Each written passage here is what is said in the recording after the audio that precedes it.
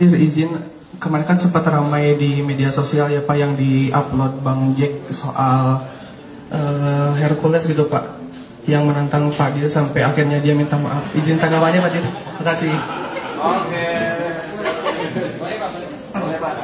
Bisa pelan-pelan jelaskannya rekan-rekan sekalian ya. Yang pertama rekan-rekan sekalian, setelah viral tiba-tiba Hercules minta maaf ya.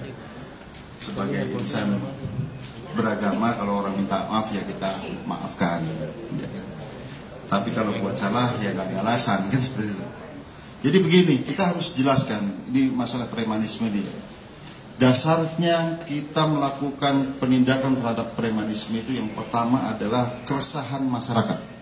Itu ada yang namanya fenomena silent sound, suara-suara diam. Kadang-kadang mereka ini ya, korban-korban ini menjadi korban cuma takut untuk melaporkan. Itu dari dulu seperti itu.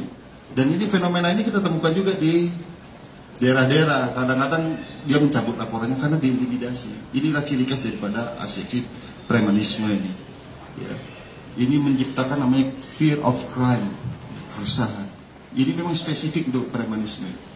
Dan kemudian untuk kasus Hercules ini perlu kami ralat ya. Dia bukan 2 kali sudah ditangkap oleh tim kami, salah ya.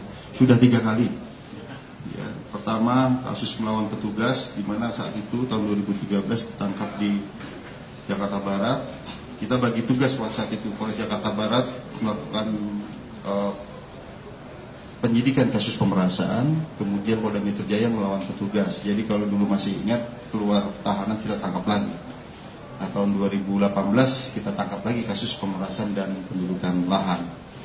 Nah, selanjutnya rekan-rekan sekalian, ya, tentunya ini tidak boleh terjadi ya, terhadap ancaman-ancaman perlawanan terhadap petugas, karena pada dasarnya tidak pernah ada tendensi pribadi dalam mengungkap kasus premanisme, tidak ada. Tapi seperti tadi kami sampaikan, berdasarkan keresahan masyarakat, fakta hukum dan disidang secara terbuka, di sana dilihat fakta hukumnya seperti apa. Nah, kemudian ini jangan sampai menimbulkan giroh ya, wah ngancam-ngancam, jadi menimbulkan semangat buat yang lain. Ya. Ingat, petugas yang melakukan tugas itu pertama mendapatkan pelindungan mulai dari pasal 49 sampai 51 di sana ya, not where apabila melakukan dalam rangka tugas jabatan tidak dapat dipidana, dan apabila dia melawan petugas ya, ini ada sampai pidananya juga, dan ini cukup berat loh. Jadi jangan sampai menjadi giroh nih, semangat tuh jangan polisi apabila menangkap, tidak. Semakin melawan semakin kita tabrak, itu nggak ada cerita. Intinya negara tidak boleh kalah dengan aksi premanisme. Tidak boleh ada kelompok tertentu apapun itu yang bergerak di atas hukum. Apabila yang mereka menghambat atau melawan petugas dalam melaksanakan tugasnya, semakin melawan semakin kita tabrak, itu tidak ada cerita. Tidak boleh aparat takut terhadap ancaman-ancaman. Nah sekarang kalau misalnya polisinya takut, gimana mereka ngancam masyarakat? Ya selama ini ada namanya fenomena silent sound itu. Benar ini terjadi di lapangan. Kadang-kadang sudah lapor, dicabut laporannya, takut.